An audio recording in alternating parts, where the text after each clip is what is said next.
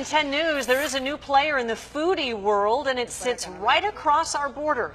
And now, more than ever, food critics and enthusiasts have their sights set on Tijuana. That's right. So we sent our 10 News anchor Brian Schlonsky into Mexico to meet the chefs and major players behind the TJ food renaissance. With words like innovative and gourmet being thrown around, you know this place is starting to become a food mecca. But before I got here, I never really realized what food meant to Tijuana. Oh, by the way, that is where the Caesar salad was invented.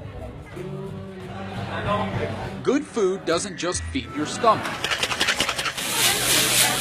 It feeds your soul. But this ain't LA, and it's not San Diego either.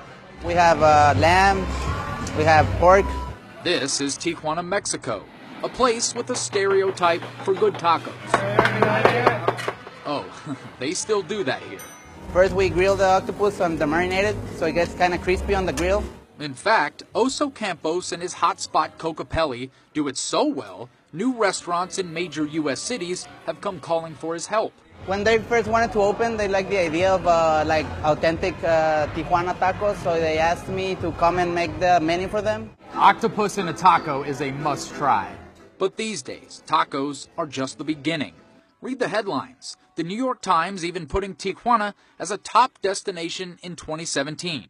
What's happening here is a culinary renaissance. The food scene and the wine scene in Baja California changed it all. Giovanni Bracea calls it a movement. He's the chef at Humo, a popular spot inside what's basically a hipster food truck park. Here, they're starting to get tourists from all over the world. It just gives you the chills. It gave me the chills right now. Honestly, it does. But it wasn't always this way. It was once impossible to think Tijuana and not think of the violence, drugs, and kidnappings. But food is not only making it possible, it's giving the city a new identity. We don't have the best reputation, I guess.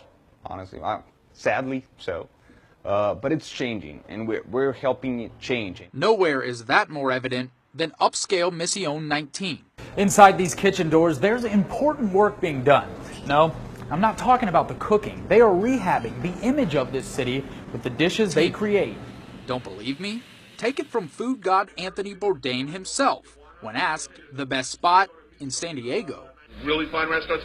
I personally would drive over to Tijuana and go to there's a bunch. I'd go to Mission 19, Javier Plasencia's place. Javier Plasencia is one of the world's top chefs. His restaurant at the center of Tijuana's reinvention. But even with the progress, the people who live and work here know the city will face more challenges. But once you've tried the food, you'll believe what they believe. Right now, it's their food that's feeding the city's soul. It's going to change the way you think about Tijuana and the way you think about Baja California and the way you think about Mexico.